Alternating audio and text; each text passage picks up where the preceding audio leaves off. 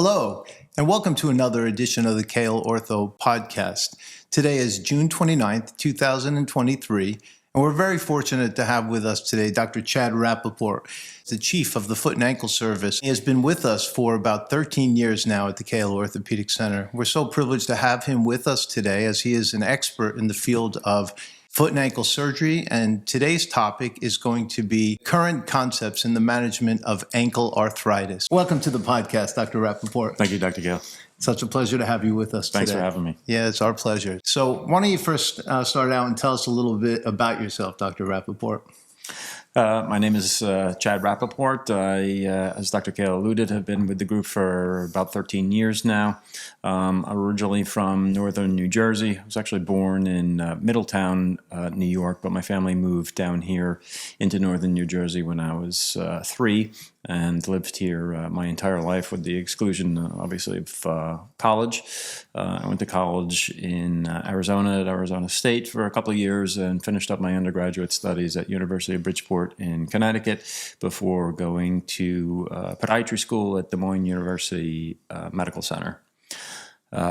After spending 4 years in Des Moines, I came back to New Jersey to complete a rigorous surgical 3-year residency program in podiatric surgery before leaving New Jersey and joining an orthopedic group in Pennsylvania for a few years before coming back home to New Jersey.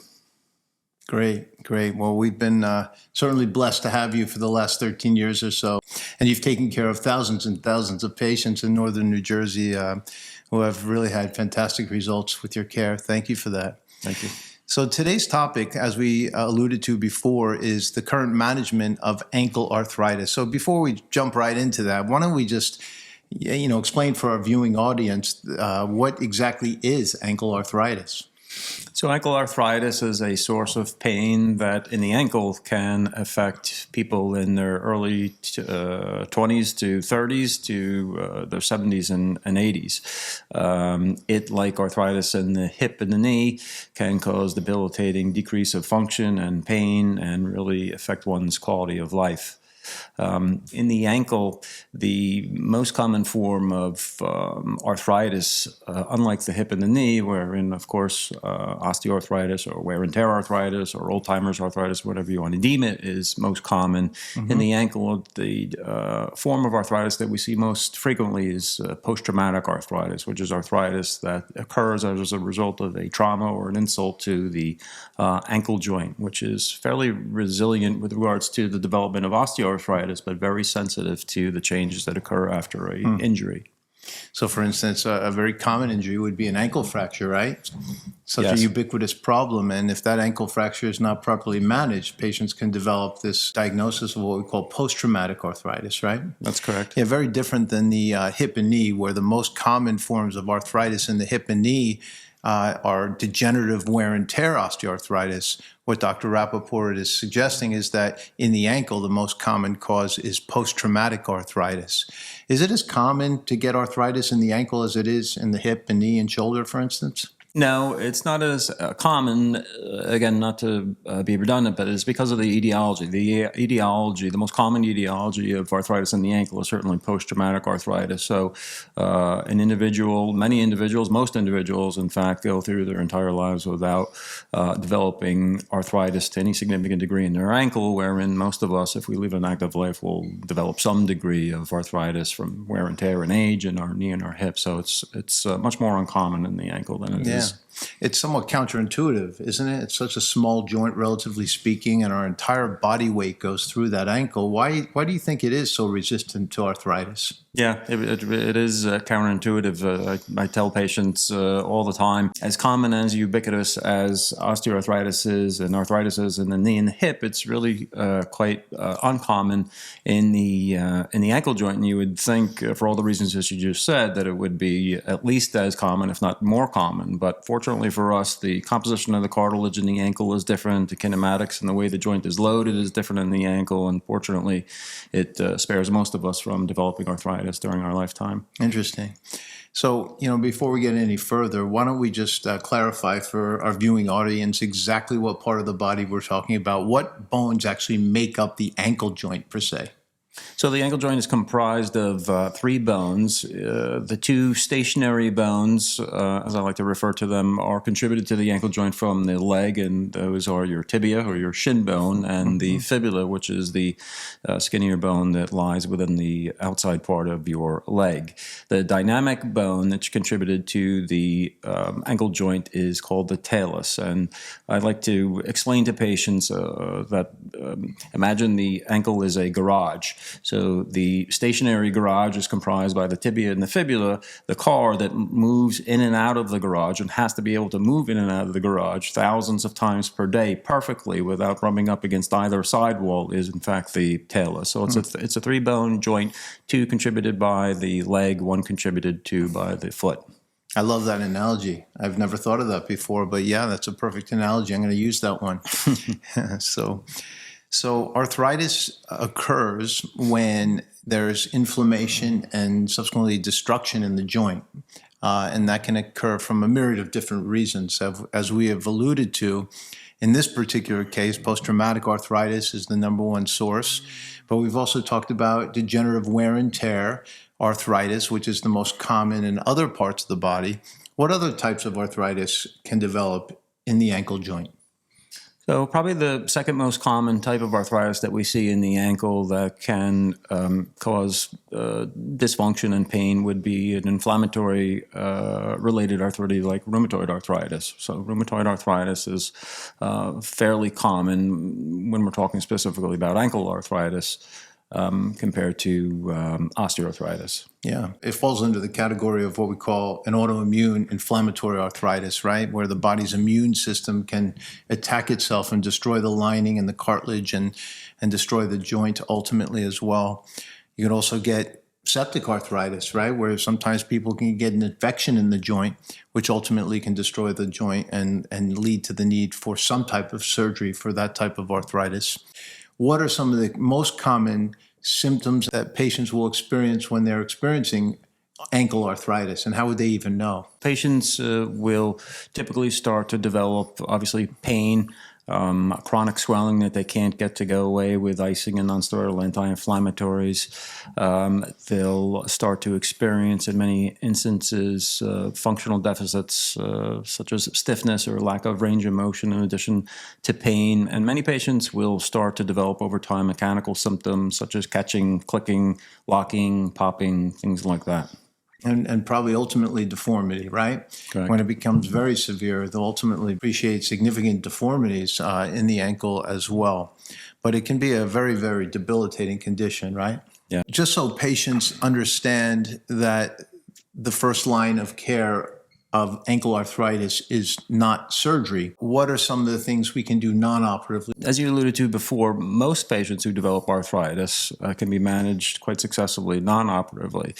Non-operatively, non-invasively, we treat the arthritis much like we would in the knee and the hip. Oral anti-inflammatories can be very effective, injectable steroids, certain types of braces, physiotherapy. Arthroscopy, although it has a limited role, can help, and the ever-flourishing subspecialty of orthobiologics, so the use of platelet-rich plasma, bone marrow aspirate concentrate, or stem cells can be effective. Yeah. And how about functional bracing? Is that helpful? Yeah, functional bracing can be helpful.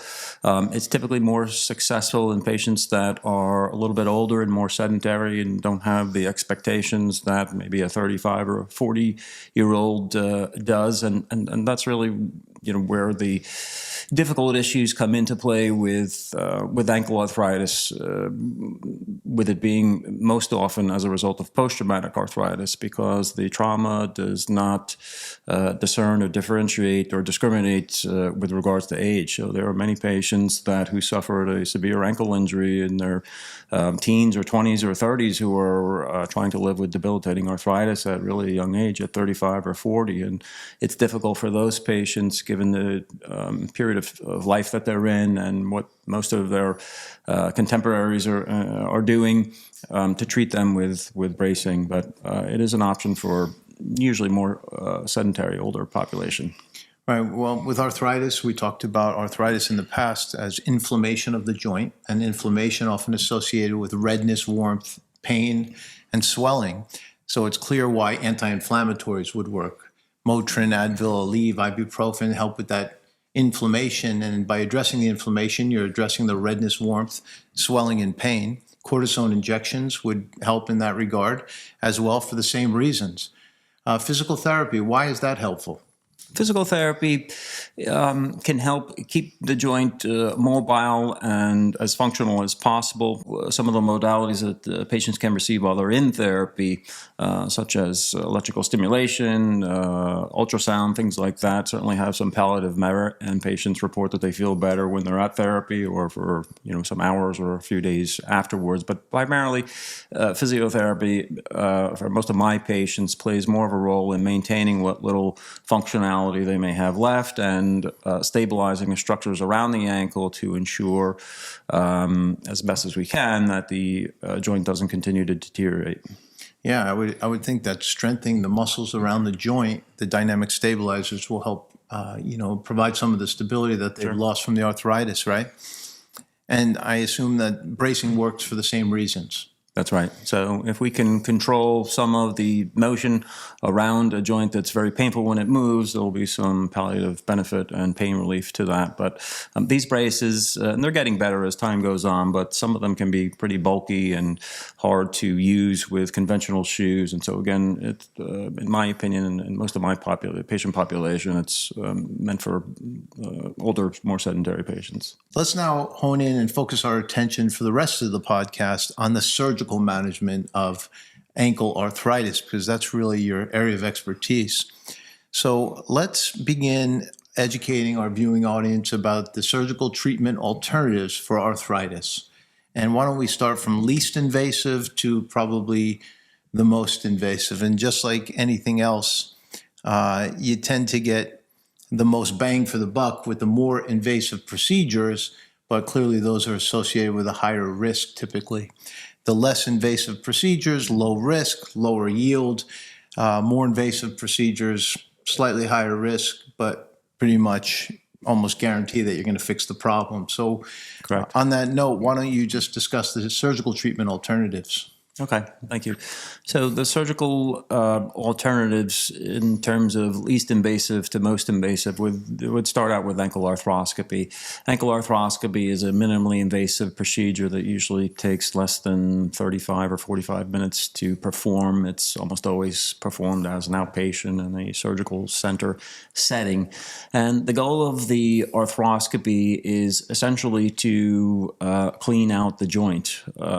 Many of these patients, most of these patients, have significant amounts of intra-articular scarring or scar tissue inside of the joint. They may have, as a result of their initial trauma, loose bodies in the form of bone or cartilage that are floating around in the joint that can cause pain and mechanical symptoms, as I mentioned before, like catching, clicking, locking, popping. And so the arthroscopy, which is done through two very, very small incisions in the front part of the ankle, can be utilized not only to diagnose the severity of the underlying arthritis, but it can help quite a bit in terms of cleaning out the joint so that post-arthroscopy, the joint may, and the patient may, get better yield from some of the other non-operative measures that we discussed earlier, like cortisone injections. If a patient has a tremendous amount of loose bodies, of scar tissue, of what we call impingement bands in the ankle, non-invasive measures such as intra-articular cortisone injections or injections into the joint may have limited yield or improvement and may not last very much. If those things are eliminated from inside of the joint, the patient is much more likely to have greater relief from an injection, and it's likely to last longer. Yeah, over the years, we've treated many patients that had arthritis in their ankle, right? And the arthritis wasn't bad enough to warrant a very invasive procedure. But I know over the years you've offered them this minimally invasive arthroscopic procedure through two little puncture sites cleaned out the ankle joint very often. Like all other joints, whenever there's arthritis, it's often associated with some loose bodies, some wear and tear, and floating debris inside the joint, a lot of scar tissue. And very often you've very successfully treated them with what we call an arthroscopic lavage and debridement, removing loose bodies, cleaning up the arthritis as much as you can. And certainly while you're in there, I know you've offered them cortisone injections under arthroscopic evaluation and often some other biological therapies as well. Regenerative medicine therapies like bone marrow aspirate and platelet-rich plasma injection therapy at the time of arthroscopy. And I know that's worked very well for a lot of patients, at least to buy them some time. Certainly in the younger patient where you want to try to buy some time before doing an invasive procedure, it sometimes is a very good treatment alternative. I know also over the years we've seen patients where they've had a mechanical block to motion because of small little spurs that have developed around the joint. So when that hinge joint is trying to go through range of motion, the two spurs are hitting one another and causing that mechanical block to range of motion. And you've showed me on numerous occasions where you scoped these patients and excised those spurs arthroscopically and restored patients' range of motion. I thought that was fantastic. And I just know that that's a very viable treatment alternative for patients that don't have arthritis severe enough to warrant the other procedures that Dr. Rappaport is about to discuss. So next in line, after arthroscopic lavage and debridement, what would be the next treatment alternative for a patient with arthritis? What has been the standard of care for the definitive treatment of ankle arthritis for many, many years? The gold standard, if you will, for end-stage arthritis of the ankle, irrespective of its etiology, whether it's inflammatory rheumatoid arthritis or osteoarthritis or post-traumatic arthritis, has been ankle arthrodesis or ankle fusion, which entails essentially surgically binding the three bones that I mentioned prior together to eliminate all motion inside of the joint. And for decades, it's been a workhorse. It does a very, very good job of eliminating pain, but it obviously comes at a fairly significant functional price. You can't move your ankle up and down anymore. But it's still today, in some patients, the best option for a number of different reasons that we'll probably get into a little bit later. But for years and years, that has been the gold standard. And how does a surgeon perform an ankle fusion? I know there's different techniques. So basically the techniques are divided into open or arthroscopic techniques. Most ankle fusions are performed in an open manner where an actual incision is made. The joint is prepared by removing any scar tissue and loose morselized bone and cartilage and any remaining cartilage that remains on the articular part of the tibia and the talus.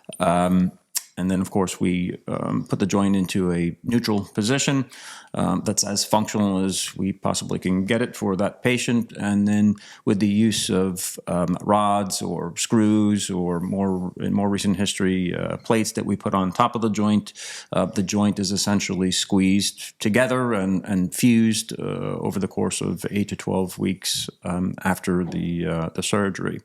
In some instances, however, we can perform an arthroscopically assisted ankle fusion, which is an ankle fusion that is done through the two small incisions that we spoke about earlier that you would use for any prototypical ankle arthroscopy. But in this particular situation, the arthroscopy is used to prepare the joint, as I just described, in a similar manner that it's done in an open fashion.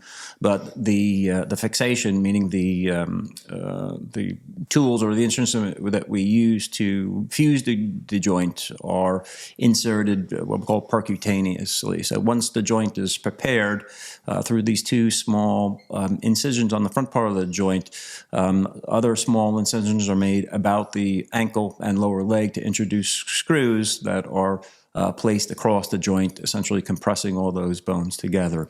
And that's a good option for patients who might have little to no deformity Patients who have significant deformity require an open procedure so the deformity can be corrected before we actually apply the fixation pins or screws or plates. But arthroscopic assisted ankle fusion can also be a good choice, and perhaps the only choice in patients who have severely compromised tissues on the front part of their lower leg or ankle, wherein you'd be very concerned about making an incision for fear of wound issues and infection and things like that. So generally speaking, it's done through an open manner or technique, but there are some indications and instances where we would perform this arthroscopically. So why does ankle fusion work for ankle arthritis? So ankle fusion works because it eliminates all motion in the joint, and when a arthritic, painful joint moves, it causes pain. So if we stop the joint from being able to move, it eliminates the pain. You mentioned earlier about the ability for arthroscopy to remove spurs and that can limit motion around the joint. And I think organically or naturally, as the joint becomes more and more arthritic, particularly around the ankle, it's very common to develop spurs around the ankle. And it's really your body's attempt at trying to fuse itself. It realizes that the placement and growth of these spurs minimizes the movement inside of the joint. It doesn't do a very effective job in the long run of doing that, but it underscores the reason or the rationale why we fuse joints. We're carrying out much more efficaciously what the body will try and do over time, which is develop spurs around the joint to try and minimize motion. So we eliminate, not minimize, eliminate motion with a fusion, and that's how it eliminates pain. So aren't these patients upset now that you've eliminated the motion of the joint? Well, most of these patients don't have very much motion left anyways, and the motion that they do have causes terrible pain. So the 2 or 3 to 5 degrees, let's say, for example, of additional loss in terms of range of motion, when it's coupled with near complete relief of their pain, they're very willing to make that trade-off. Exactly my point. So Dr. Rappaport, you explained to us that ankle fusion is a viable option in the treatment of ankle arthritis and has been up till today considered the gold standard of care for the treatment of ankle arthritis. Can you help our viewing audience understand what exactly you mean by performing an ankle fusion with this model? Sure. This is a model of a lower extremity ankle and foot. This is the ankle joint minus the smaller bone that runs down the outer aspect of the leg, and you can see the articulation of the joint between the tibia and the talus. Again, the tibia is a stationary bone that comprises 1/3 of the ankle joint. It doesn't move. The talus, which is contributed, as you can see, to the ankle joint by the foot, is really the dynamic bone in the joint. It's the one that I analogize to being the car that moves in and out of the garage. So when we fuse an ankle joint, whether we do it open or arthroscopically, essentially what we're doing, as you can see in this model, is we're prohibiting any motion from occurring in this very painful, inflamed, dysfunctional joint. And we can do that by applying a plate over the top of the ankle joint that essentially squeezes these bones together and causes them to unite into one large bony mass, excluding the ankle joint. There are instances wherein the joint one floor below the ankle joint, the subtalar joint, has also become arthritic because of changes in the ankle joint above it.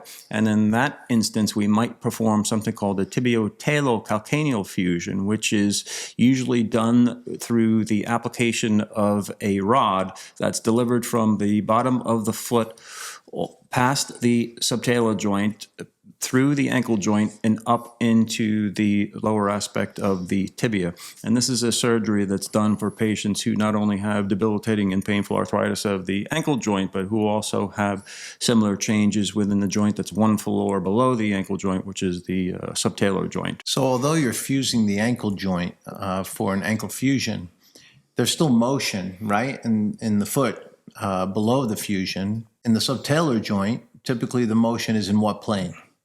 So the motion in the subtalar joint is variable, but it's the joint essentially that allows the foot to become a mobile adapter to the terrain that's underneath it. So I like to explain to patients, when you're walking on the sand at the beach, it's really the subtalar joint that allows your foot to adapt to all the undulations within the sand underneath it. Or, for example, if you're walking sideways up a hill, it's really the subtalar joint that allows the foot to go into varying degrees of what we call supination or pronation, that again allows the foot to adapt to the terrain that's underneath it. So that helps to explain why ankle fusions are well tolerated. That's correct. Yeah. The fusion of the ankle joint does not eliminate, unless we've done a tibio-talococcygeal fusion, like I explained earlier, it does not take away from the motion and functionality of the foot.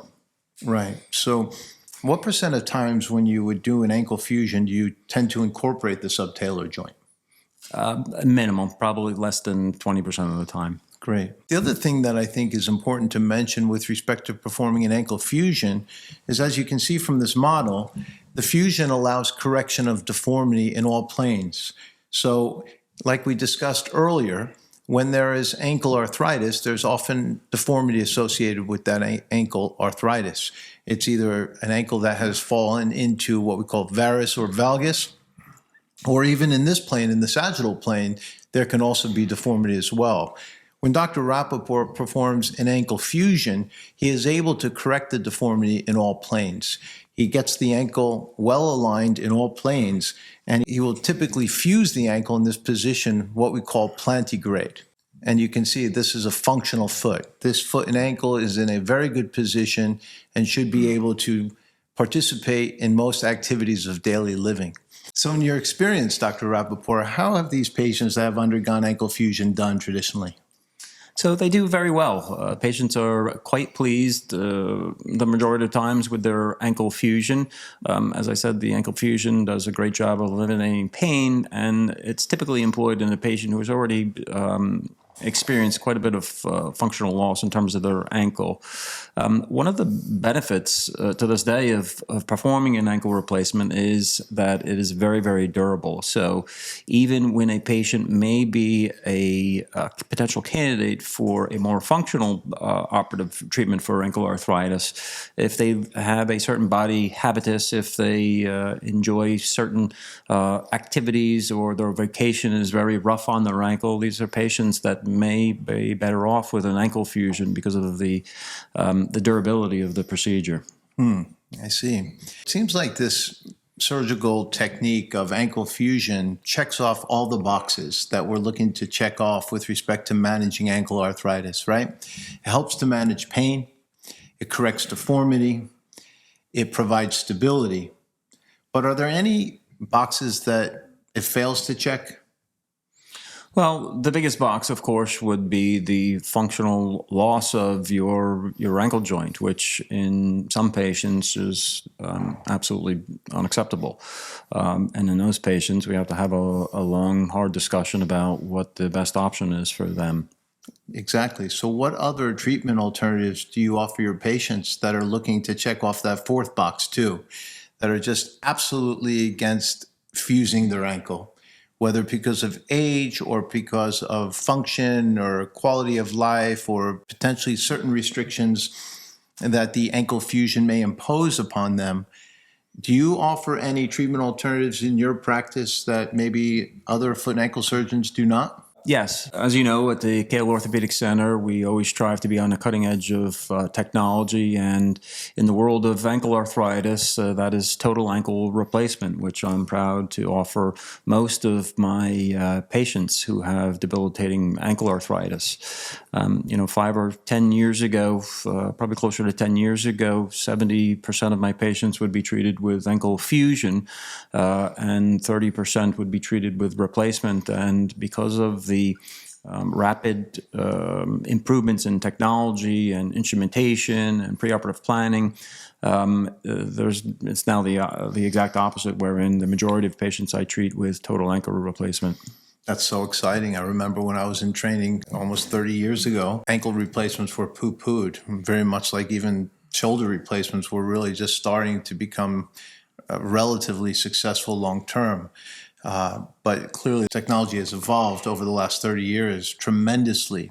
I know that ankle replacements started in the 70s and have gone through numerous iterations over the past 40, 50 years. I believe in our fourth generation of ankle replacements right now, right?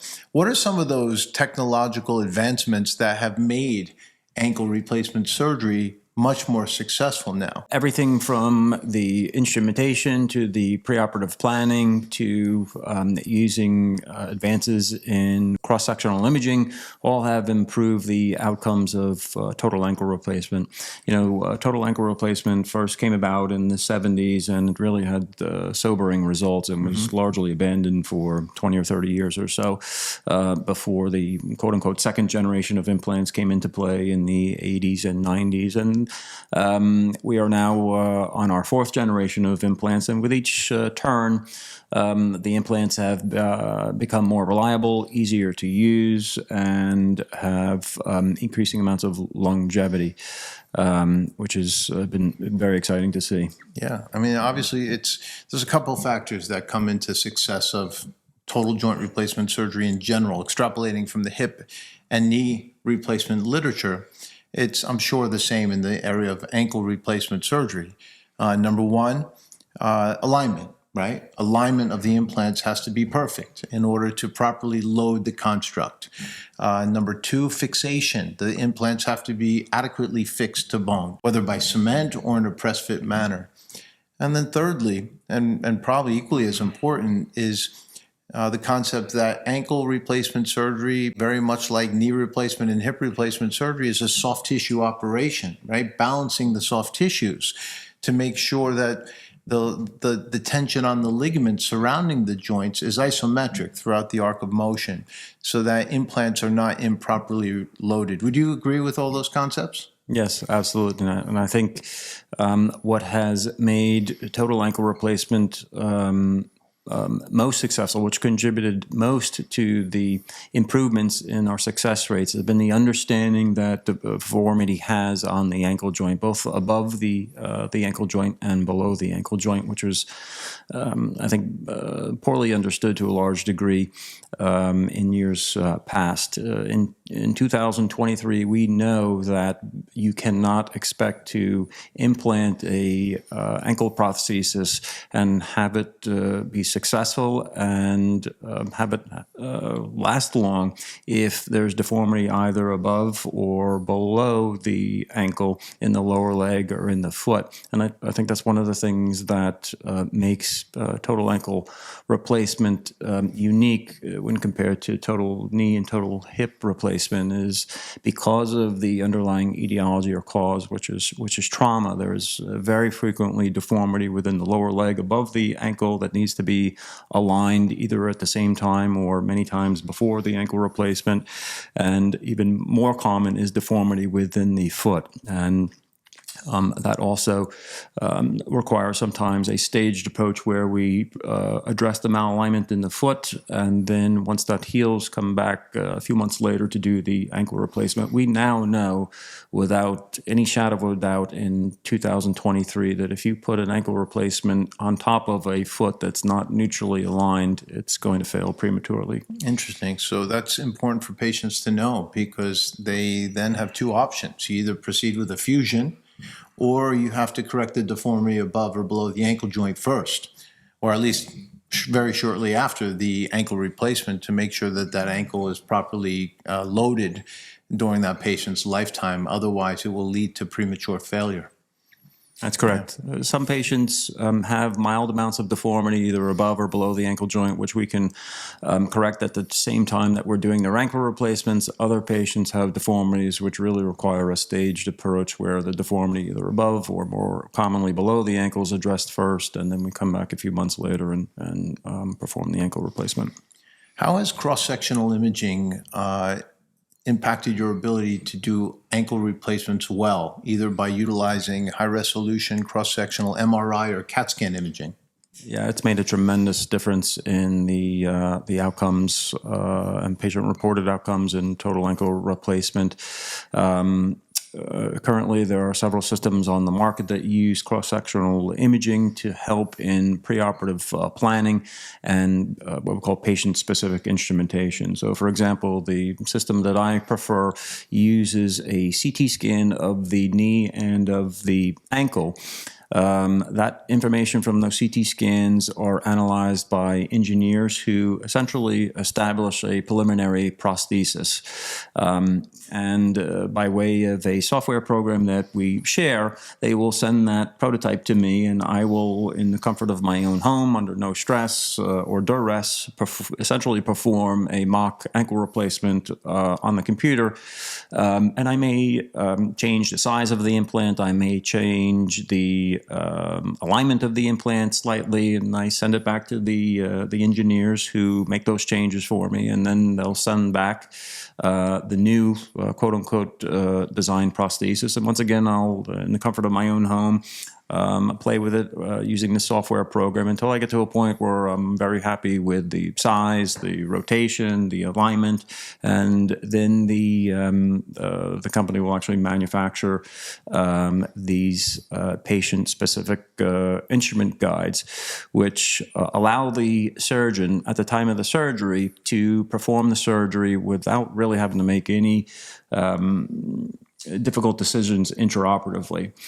Before the advent of patient-specific instrumentation, while the patient was under anesthesia, while they had a tourniquet around their leg, the joint was approached, and all these difficult questions began to be addressed one by one.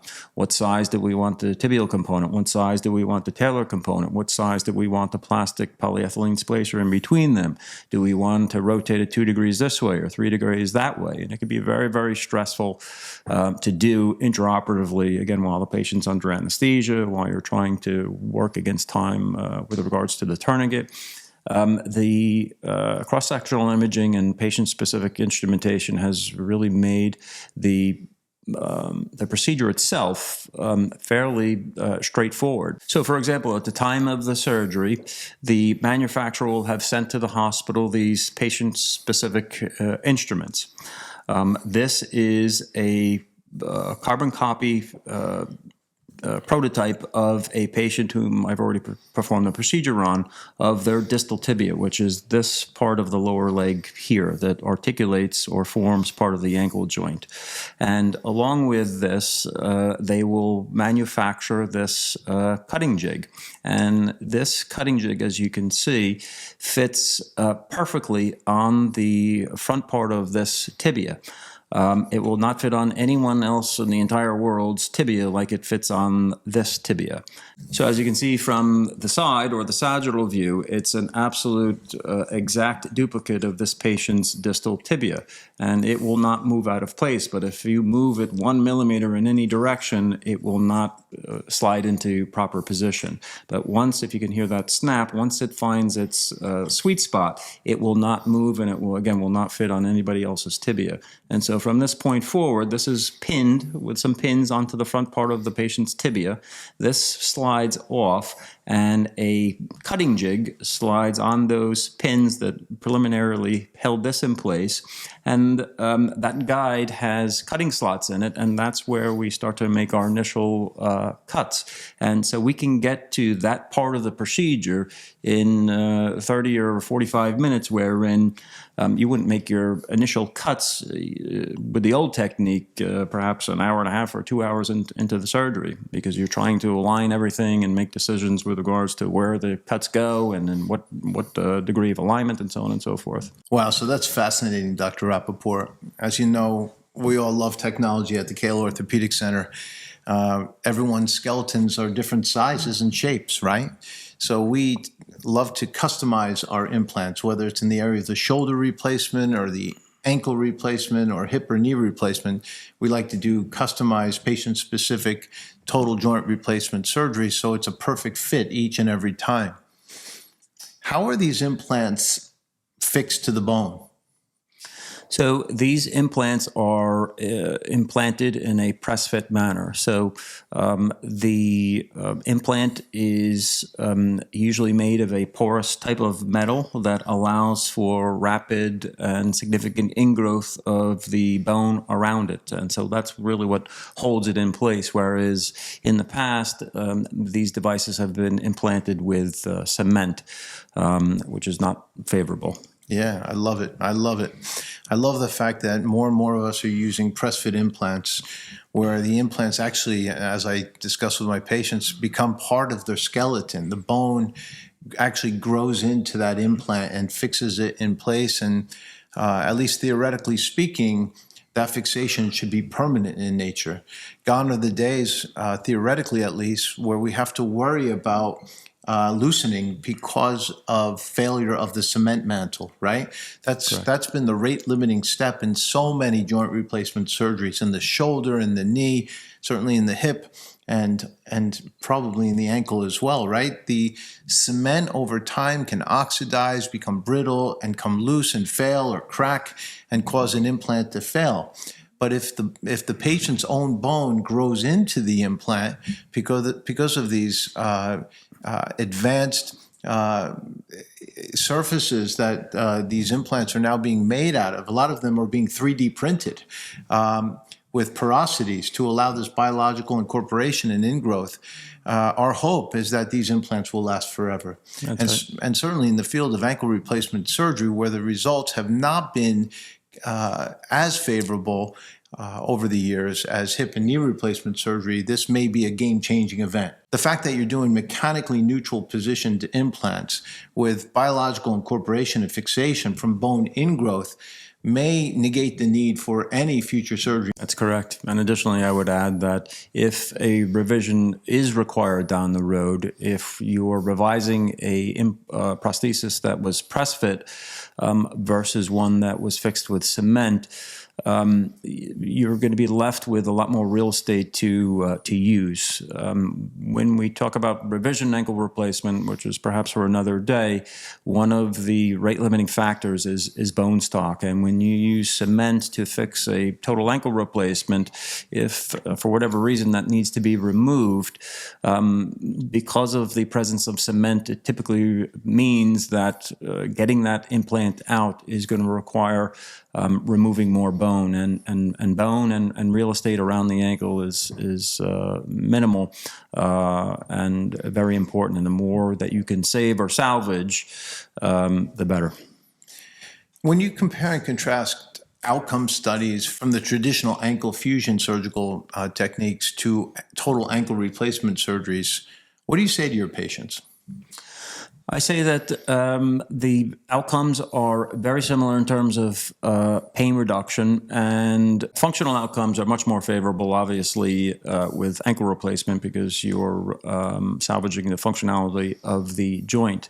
And with regards to revision procedures, although we know, at least in 2023, to the best of our ability, that 10 to 15 years out, 90% of these prostheses are healthy and functioning well, and in patients that are happy, there are instances where revisions are required. But I think people think that if they have a fusion, it's a one and done procedure. They're never going to have a revision ever again, and it is very likely that they will never require a revision of their ankle fusion ever again. But when you fuse the ankle joint, it puts a tremendous amount of strain on neighboring joints, and so it's not uncommon at all for patients, for example, to require a fusion of a joint adjacent to their ankle joint after they've had a fusion in as little as 5 or 6 or 7 years after the surgery. So across the board, the results are very comparable, with one distinct advantage in the corner of ankle replacement, which of course is functionality. It's amazing how much overlap there is, right, in the field of orthopedics with respect to what we tell our patients in different body parts, right? The same thing applies in other areas of the body. When you fuse a joint, clearly there's no motion at that joint, and therefore typically the joints above and below bear more of the brunt of the load and are more easily worn out over time because they're bearing the brunt of the load from the joint that had just been fused. So Dr. Rappaport, what do you typically tell the patients acutely after the surgery of ankle replacement surgery, both short and long term? Are they able to weight bear immediately after the surgery? Do they need to be partial weight bearing or non-weight bearing, and for how long? And then ultimately, with respect to return to quality of life in sports, for instance, what do you tell your patients?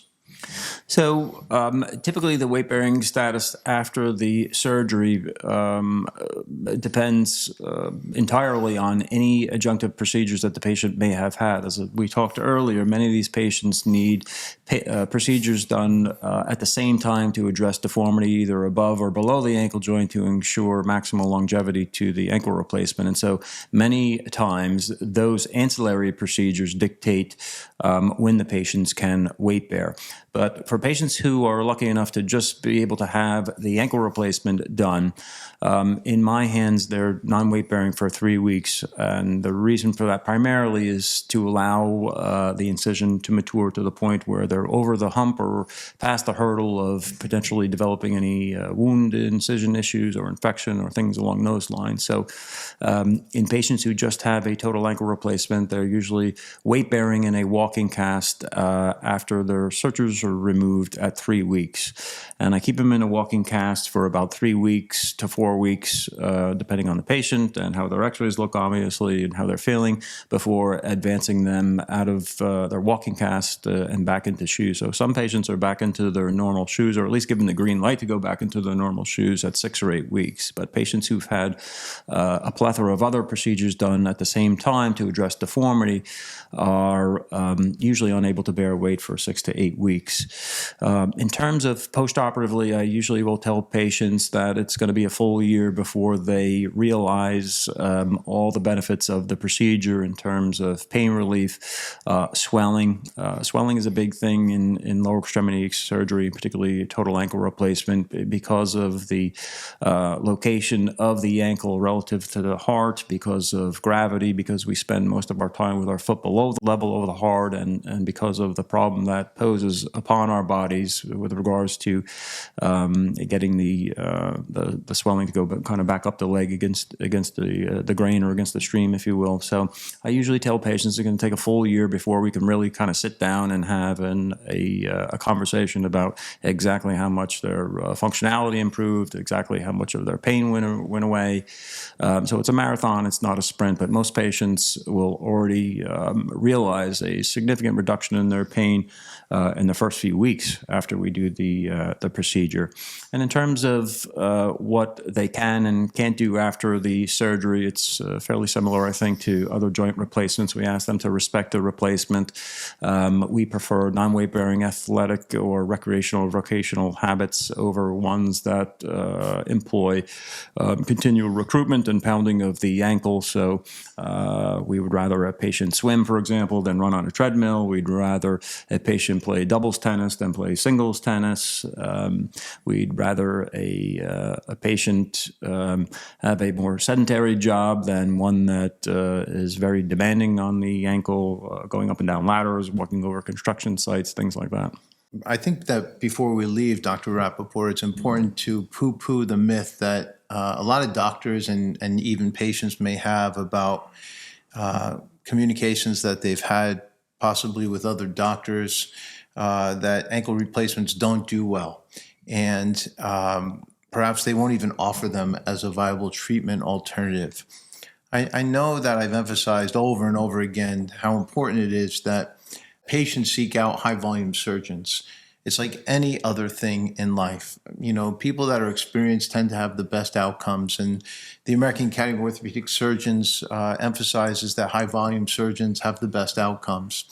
And nothing could be more true, I think, than in the area of ankle replacement surgery. At least in the field of hip replacement and knee replacement surgery, a lot of surgeons are doing those procedures. And even with those procedures, high-volume surgeons have the best outcomes. The average orthopedic surgeon in a year will do 20 joint replacements, which is not a lot of joint replacements. Patients are often putting their lives in the hands of a surgeon that doesn't do that many joint replacements, and it's not the standard joint replacement that you have to worry about. It's the situation where potentially they may run into problems intraoperatively, and no surgical techniques to really get them out of a bad situation that they may be in for whatever reason. And only high volume surgeons, experienced surgeons, have that knowledge and experience to be able to do that. But in the area of ankle replacement surgery, such few surgeons actually perform ankle replacement surgery. And so it's rarely, if ever, offered to patients. And when patients are seen in many other offices with ankle arthritis, they're just treated non-operatively for a very long time and told to live with it. Or they may be referred to a foot and ankle surgeon that only does fusions, because the vast majority of foot and ankle surgeons do not do ankle replacement surgery. So I think it's important. One of the reasons I really wanted to have this podcast was to make patients aware that this technology exists, and it's gone through 4 different iterations since the 1970s. And now outcome studies are reporting fantastic results at over 10-year follow-up with excellent functional scores, elimination of pain, fantastic alignment, stability to the construct, and functional range of motion. And I think that's very, very important to emphasize. And now with these cutting-edge technologies that you're employing, the patient-specific instrumentation to ensure a perfect fit and alignment each and every time. And with these biological fixation implants, the vendors are certainly doing their job to provide us with the latest and greatest technologies to use on our patients, where the patient's bone is now growing into the implant, fixing it in place, theoretically, permanently, where we no longer even have to worry about loosening potentially for failure of the cement mantle. Theoretically, outcome studies may be 90% at 20 years in the future. And I think it's important that our patients are aware that this technology exists, and high volume total ankle replacement surgeons like Dr. Rappaport exist. And it certainly would benefit them to get an opinion from a high volume surgeon like Dr. Rappaport. Anything along those lines you want to elaborate on, Dr. Rappaport? Yes, I agree with everything you said. Just like any other surgical procedure, there's a learning curve. I think that in my neck of the woods in foot and ankle, the procedure that has the steepest learning curve by far is total ankle replacement.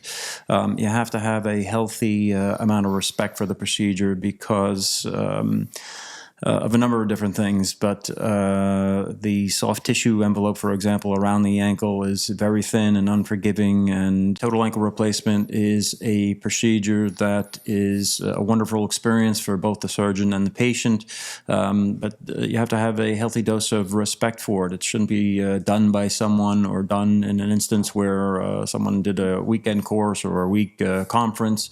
I spent a good 3 or 4 years going to multiple different cadaver labs and workshops and sought out training on my own before I even attempted my first total ankle replacement because of the amount of respect that I have for it. But if it's done by someone who's confident and experienced, it can be a great procedure.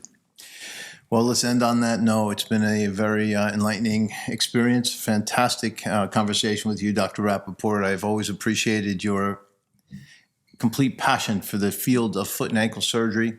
We're so proud to have you head up our foot and ankle service at Kayal Orthopaedic Center. And we hope that our viewing audience found this to be very informative. And I just want to thank you for your time, Dr. Rappaport. Thank you so much. Thanks, Dr. Kayal. Appreciate it. My pleasure.